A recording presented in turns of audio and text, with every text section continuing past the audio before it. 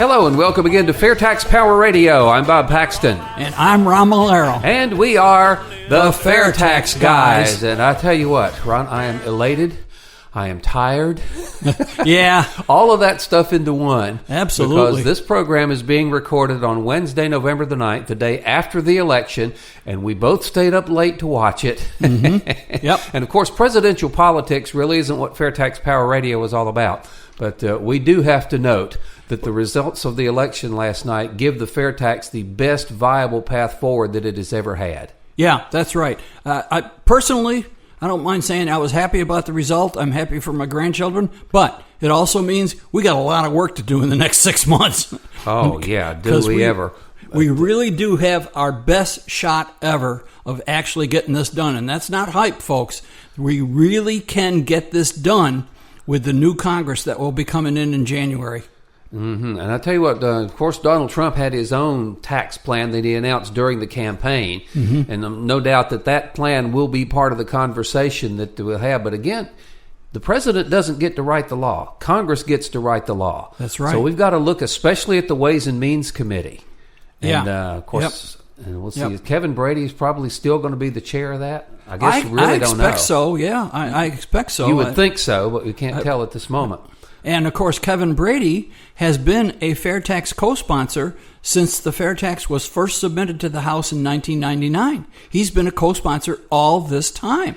So we've never had that advantage before. The chair of the Ways and Means is a FAIRtax co-sponsor. This is great. Yeah, but what's really encouraging to me is that even though Donald Trump, to the best of my knowledge, has not even uttered the words fair tax yet that I have seen, he is surrounded by people who are solidly rooted and grounded in the fair tax, Mike Huckabee being at the top of that list. Yeah, the vice president-elect, Mike Pence, he was a FAIRtax co-sponsor while he was in Congress for 12 years. And then one of Mr. Trump's advisors, Mike Huckabee, Governor Huckabee, when he ran for president, he ran on the fair tax unabashedly, talk about it. And then there's another fellow who's not a politician. Stephen Moore is a policy wonk. He is an advisor to Mr. Trump. And, he's advising him. Mr. Trump talks about the income tax or whatever he wants to do with it, and Stephen Moore advises him. However, Stephen Moore is a big fair tax guy. And then, as we mentioned, there's Kevin Brady. So like Bob said, we've got Mr. Trump surrounded by fair tax people. But we have to make the difference. Yeah, we the people. I'm saying you would think that in Mr. Trump's experience as a business executive, his business empire is way too vast for any one man to manage and overlook, that he has to surround himself with competent people, listen to them, and take their advice. Yeah. And hopefully that'll be the case with this many fair tax people around him. There's a part of Mr. Trump's platform about tariffs and so forth and penalizing companies that want to move overseas. There's a much better way of doing that. Use a carrot, not a stick. Mm-hmm. You pass the fair tax. What company would want to move overseas when, first, it has no corporate income tax, and second, its compliance costs dropped about 80 or 90%? Making it much more profitable to do business in this country. Why would they want to go overseas, even to someplace like Ireland that has a very low corporate tax rate? I think it's like 15%. Why? You got zero here. Why would you move someplace where you got 15 or 20 or whatever? So, no, there's a much better way of keeping companies here. And it's the carrot, not the stick. Yeah, and it's interesting that you would mention the words better way there, because there is a plan that is backed by Paul Ryan in the House Ways and Means Committee that they are calling the Better Way Tax Reform Plan. Yeah. We've looked at this before. We'll touch on a little bit of it again here on this program, but it is a better way than we've got now, but it's not the best way. No. So why settle for better when you can have best? That's right. And the fair tax is the best way. It's got more research behind it than anything else. It's been around. All the questions have been answered. It's there. Yeah, it takes a lot of power away from the folks in Congress. But, speaking of Congress, before we get into this better way, I want to reiterate this. Because, one of the things that Mr. Trump talks about is draining the swamp. He's got all these cute catchphrases. Yes. And I went over this before, but this bears repeating because we face this with the fair tax, with the people that, the Washington insiders. They don't like the idea of the fair tax. We talked about that guy who was doing the flaws of the fair tax. He just happened to be a lobbyist. Yeah. Well, this is from news.vice.com. And that sense of superiority you feel from your quote-unquote leaders in D.C.? It's real, and now we have proof. Now, this is a survey that was done by Professor Benjamin Ginsberg and senior lecturer Jennifer Bachner. The ruling elite in Washington have no idea what Americans think, and they don't care. They think Americans are stupid and should do what they're told, according to a new survey. Among the federal bureaucrats, think tank leaders, lobbyists, congressional staff members surveyed, 72% believe the public has no knowledge about policies to aid the poor, and 71% believe that the public does not understand science and technology.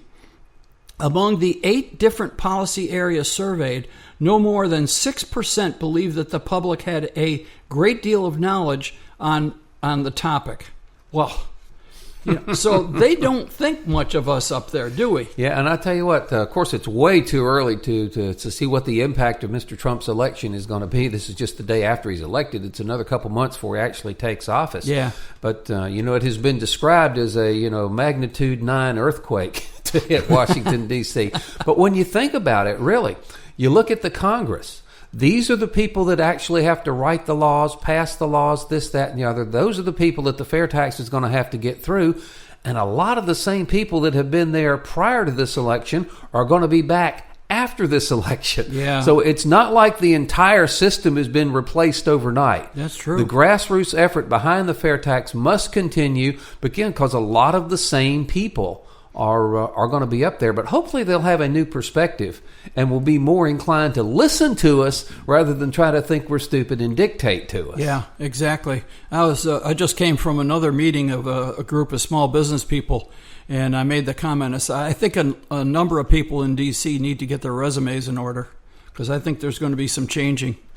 And they don't like change, and there's going to be some change. And hopefully one of those changes is going to be the fair tax. But we got to really work our butts off to get this done.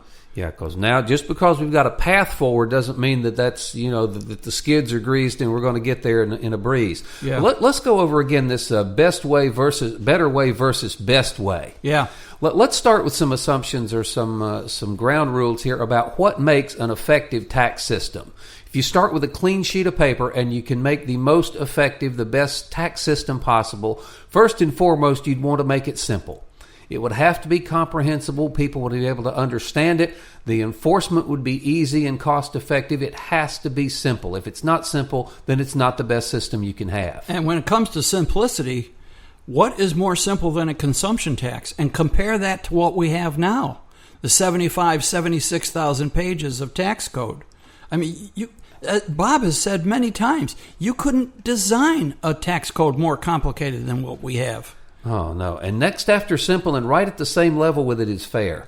Yep. It has got to be fair. It cannot play favorites. It cannot give preferential treatment to one group of people and make a second group of people make up the difference. Yeah, and unfortunately, there are some people in Congress that kind of depend on that to make it fair as far as they're concerned for one group. We can't play one group off against the other. And like Bob says, the fair tax treats everybody equally. It doesn't make any difference what your quote-unquote station in life is. Everybody is treated the same under the fair tax. Okay, it's got to be simple, it's got to be fair, and it's got to be visible. Yep. People have to realize and understand what government is costing them. I mean, when people get a paycheck now, they see the deductions on their stub, but they are so used to that system that all their eye just jumps down to how much did I make? What's my net pay? That's what I take home. Yeah. And you ask someone how much federal tax you paid last year, you will get, there's not one person in 5,000 that can give you an accurate answer of how much fair tax they paid. You'll get something like, well, I got $120 back after, I filed my taxes. Oh, yeah, I didn't pay anything. I got money back. Yeah. That is the worst. That's the worst answer of all. Of course, with the fair tax, you get money back every month, not maybe once a year. That's right. Every single month. Okay. Yep. It cannot. A good tax system cannot have a negative impact on business. Business is what creates jobs, despite some people that think government does. It is business that creates jobs. If your tax system is injurious to your business community, it is not the best tax system you can have. That's right. Yeah, and business. Small businesses create 70% of the jobs in this country. Not GE and U.S. Steel and so forth. Small mom and pop businesses create 70% of the jobs in this country. We need to stimulate that.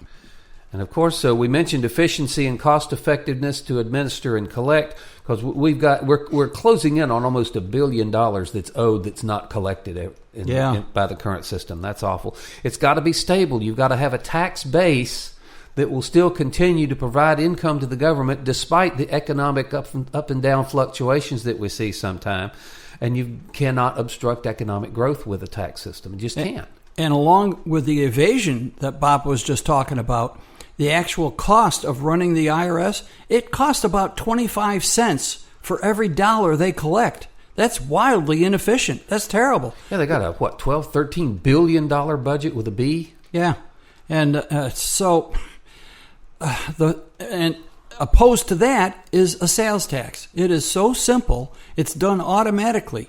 You program it into the computer. When you make when you go to the store and you buy something, it's automatically included in the price. It's done. It's simple. It's efficient, and it's also very visible because the fair tax will be on the receipt for everything you purchase. It'll have the item or the service that you purchased, and then it'll have the fair tax in a separate line item. So you'll see it every single time.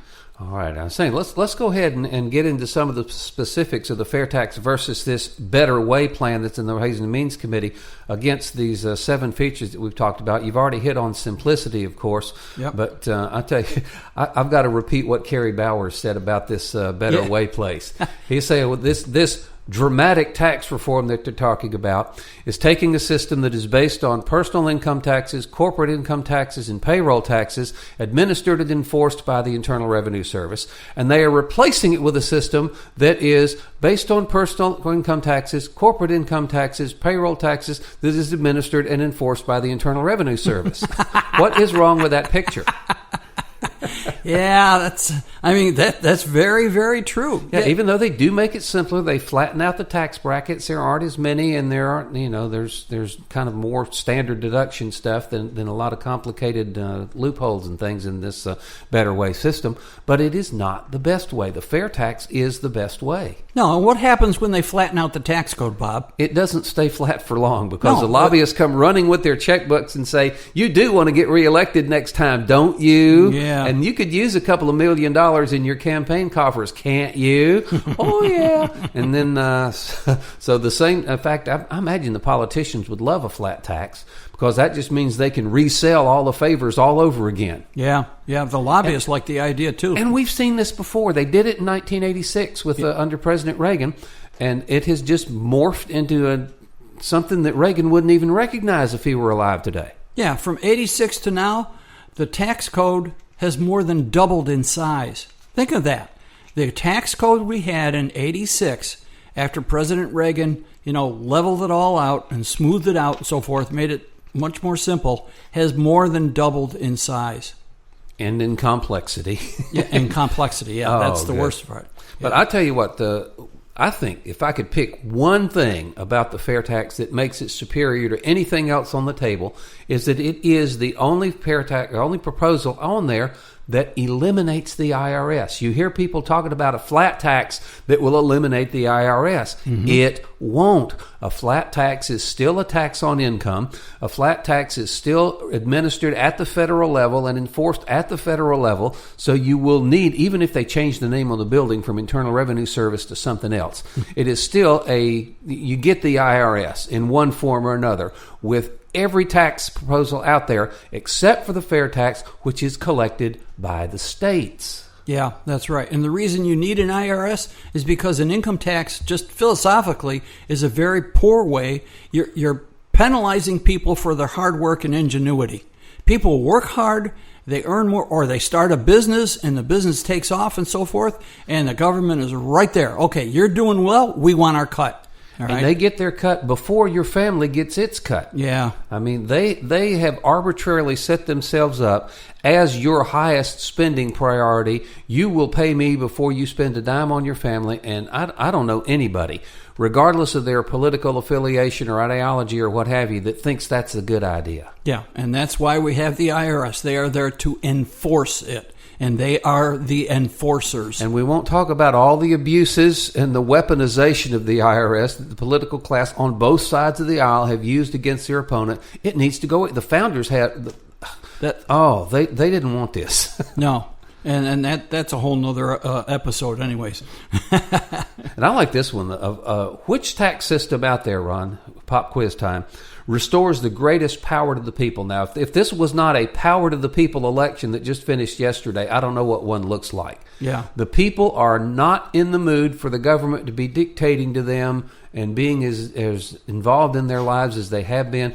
Power must be restored to the people, and the fair tax does that head and shoulders above anything else. Because right now, what we have, all the power is with the government and the IRS. There's the other thing is, too, Congress doesn't write all the little rules. They let IRS write some of these rules and so forth. And Congress has just kind of stepped aside and said, okay, IRS, you do what you need to. And so they become very, very powerful. Now, compare that to a sales tax. What enforcement is needed for a sales tax? You go to the store, you buy something, the sales tax is included in the price of the thing, it's there on the receipt, you pay your money and you leave. There's no enforcement. If you don't want to pay the sales tax, don't buy the item. Yeah, and the vendor's computer system keeps track of it all. Yeah. The states have got an enforcement and monitoring mechanism in place already. It's already done. The mechanism's in place to enforce and collect the fair tax. And it would be collected by the states and then just simply remitted to the federal government. The enforcement happens at the state level. So the power is returned to you with the fair tax because you become the arbiter or the decider. You have the power to decide what you're going to spend. All right, let's say it's time to get a new car. And you can decide whether you're going to get a new car or a used car. Because if you get a used car, there's no fair tax on it. All right. Or if you decided it's time for a new car, the family deserves a new car, you can decide whether it's going to be an expensive car, a mediocre, a econo box or whatever. That is all your decision. So you have the power to decide your taxation level by your spending habits.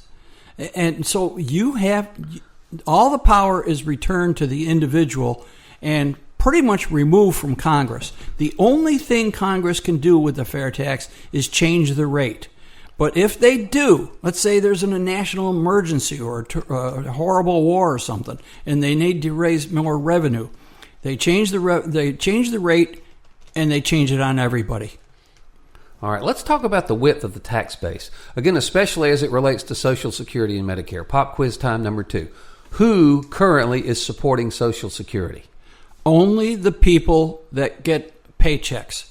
Only the people that, get a weekly or biweekly or whatever paycheck and has FICA taken out of it. And if you're one of those lucky folks whose paycheck exceeds the cap, there is a portion of your earnings that is not taxed for Social Security. Yeah. So it's only the lower edge people in the economy That's right. that are working for a paycheck. Investors that make off dividends and capital gains and stuff like that, they are not supporting Social Security under the new system. They will with a fair tax. Yeah, with the fair tax, because it's written into the bill. By the way, the bill is only 133 pages long. And most of that refers to code that will be repealed. It does not take that much to actually describe the fair tax. Yeah, that's right. But you can find the section where it says that this a certain percentage of the proceeds of the fair tax must go to Social Security and Medicare. It's somewhere around 35%. So There's no kibitzing. So every time a purchase is made for a new product or a service in this country, no matter who's purchasing it, they're contributing to Social Security and Medicare. So a really good chance that somebody who buys a Learjet is going to be supporting Social Security and Medicare under the fair tax that they're probably not doing now. Yeah, which is the exact opposite of what Bob just mentioned. Right now, with the FICA tax, I think there's a cap of around $118,000. So if you earn more than $118,000, they take the FICA out to the first $118,000, and after that, they don't. I don't know why, but as Bob said, under the fair tax, you buy a Learjet, you buy a toy jet, whatever it is, you're going to pay the fair tax on that purchase. Now, that's a new Learjet. If you buy a used one, then there's no fair tax on that. That's true. Yeah. Let's get back to the fair aspect of it again. One of the things that's really a political hot potato is, this cannot hurt the poor. And people who don't understand the fair tax just have it in their head that sales taxes, consumption taxes are regressive. They hurt the poor. The fair tax completely, and I mean 100% completely, untaxes the poor because it gives them back a rebate, called a prebate, because you get it in advance.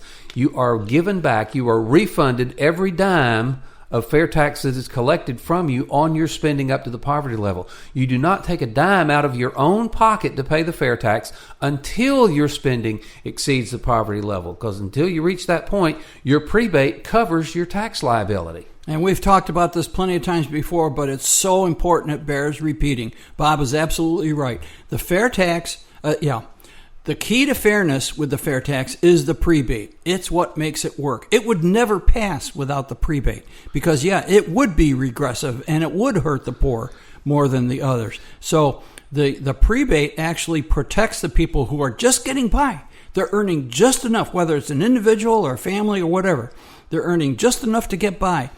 Yes, they will be paying the fair tax on the stuff they're buying, but they're also going to get reimbursed for the fair tax on the essential goods, the essential services and so forth. So that it'll be a wash. So they end up, if they're living right at the poverty level, they will end up essentially being tax-free. Okay? And that's fine. People who are just getting by, we don't need to tax the heck out of them. Okay, flip side of that coin. What taxes hurt the poor more than any other tax that's currently on the books? Yeah, the payroll taxes. These payroll taxes that you will pay, and you don't get that back in a tax refund. You pay those taxes regardless. Yeah, and if you're self-employed, you pay both ends of it. You pay the employee portion and the employer portion. And those taxes still remain under this, quote, better way. Yeah. They go away under the best way, the fair tax. Yep. And it's almost impossible to evade the FICA tax, and the rate stays the same. So if you're an employee who's making just enough to get by to support your family, that FICA tax has a much greater effect on your paycheck than, say, somebody who's earning $100,000 a year, and they're paying FICA tax too. It's not as big a deal for them as it is the people just getting by. Yeah, Bob is absolutely right. The FICA tax is the most regressive tax we have this year, and it's still included in the better way. Okay. And remember that the people that are pushing the better way think we're stupid and should be able to just do what they tell us to do. And we aren't. What do they say? I'm mad as hell. I'm not going to take that anymore. Yeah. That's a line from a movie somewhere. Well, in the last episode, too, is, we said several times, is why do they do this? Because they think we're stupid. Because they think they can get away with it, and they can't. And so I'll tell you what, even though the fair tax by far, and we just barely scratched what's in here on this edition of FTPR, but again, learn more about it. If you don't know about the fair tax in detail, go to FAIRtax.org and just learn about it. Educate yourself. Buy the book by Bortz and Linder, and there's 2 of them. Just really understand for yourself what we're talking about here. We're not trying to tell you that you're stupid and you need to do what we tell you to do. Even though it would be nice if folks would have the same enthusiasm for the fair tax that we have. But get the book, read it, go to FAIRtax.org, and then when you really want to get involved with the thing, BigSolution.org. Go. Yep. BigSolution.org is where and they're updating that website. It's going to have a cleaner look. But that's where you can get involved in actually helping us get the fair tax passed. They have 4 buttons: connect, support, contribute, and build. And the Connect, of course, that's where you put in your information. And the FAIRtax people keep it secret. They never rent out or sell your information to anybody. You won't get junk mail because of your contribution to the FAIRtax. And then support. You can sign the petition there, and those petitions will go to Congress. Steve Hayes and Peggy Green Ernst take those up to Congress every month when they go up for their meetings. Contribute, of course, you know what that's about. Please contribute, and if you can, join the 1040 Club, where you commit to contributing $10.40 a month. Those sustaining memberships, you might say, are very important to us right now. And then the build is where you put it in your friends and neighbors' information. They get a request to join the FAIRtax. If they don't want to be bothered with it, they click it and they're never bothered again. But that's a way to get more people involved. And when you do that, you're going to get a copy of FAIRtax Friday, which is a great newsletter to let you know what's going on with the FAIRtax, and it comes, of course, every Friday. And even though when the new administration and the new Congress takes office in January, we will have the best path forward for the FAIRtax that we've ever had, I do believe. It is still going to take a lot of activation on the grassroots level, activists, whatever. Contacting your congressman. If your congressman is supporting the FAIRtax, has co-sponsored the bill, thank them for that. If they're not, ask them why. We're not home yet. We've got a path that we didn't have before, but we have still got lots of work to do. We need your help to get the FAIRtax passed. And like I said, this is no hype. This is our best chance ever. And there are people that have been working on the FAIRtax a lot longer than we have, like Steve Hayes and so forth. But this is it. I would say in the next 6 months, this is crunch time. This is our best opportunity ever to get this passed. So we're going to need all hands on deck and everybody engaged. Amen, we are. And PopVox, if you haven't gone and mentioned the FAIRtax on PopVox, POPVOX, check that out. Great website. You can put in whether you're in favor or against it and so forth. PopVox.com, that's a good one. Now, when the new Congress takes office, all of the bills that are currently in Congress that have not passed, they just, go in the bit bucket, they die. So the FAIRtax will have to be reintroduced into the next Congress, and we'll have to start over again with a PopVox. So even if you've already commented on it, keep it in the back of your head. We need to go back there and start the process over again with a new Congress. Good point, Bob. That's true. Yeah, because everything starts over again with the new Congress in January. So you have to go in there. FairtaxLogoStore.org. This is where you can buy your gear. And I don't have much time now, but we have a new mini billboard program, which I'll spend time on in another episode. We've changed the mini billboards so they're easy to ship all over the country. 4x8 mini billboards. You got a nice piece of property on a busy road, you can put up one of these mini billboards and generate interest. And another way to learn about the FAIRtax, other than going to Fairtax.org, again, which we encourage you to do, is to go there and sign up for the webinar. Oh, yeah. Yep. Yeah, I better mention the webinar. Thank you. Yes, your wife is in charge of that, so I give you the chance to get that every week. They're going to change it. It's normally on the fourth Thursday of each month, but because of Thanksgiving and Christmas, it's going to be a little different, so just go to fairtax.org/webinar, and it'll tell you exactly where it is. You have to register in advance, but that is a 1 hour, maybe an hour and 15 minutes. They briefly describe the FAIRtax, and then they go into a special topic. Okay, well, we've got the path that we've never had before, but we still need the grassroots impetus behind it to get this thing over the finish line. And we're counting on everyone here that's listening to FAIRtax Power Radio to be a part of that effort, okay? Please tell others about FAIRtax Power Radio. Indeed. The FAIRtax Guys at gmail.com if you'd like to get a hold of us. We've also got a Facebook page. Check that out. And we are flat out of time here. So until we meet again, I'm Bob Paxton. And I'm Ron Malero. The FAIRtax Guys reminding you that the FAIRtax is America's big solution. And once you understand it, you'll demand it. FAIRtax is coming. Don't send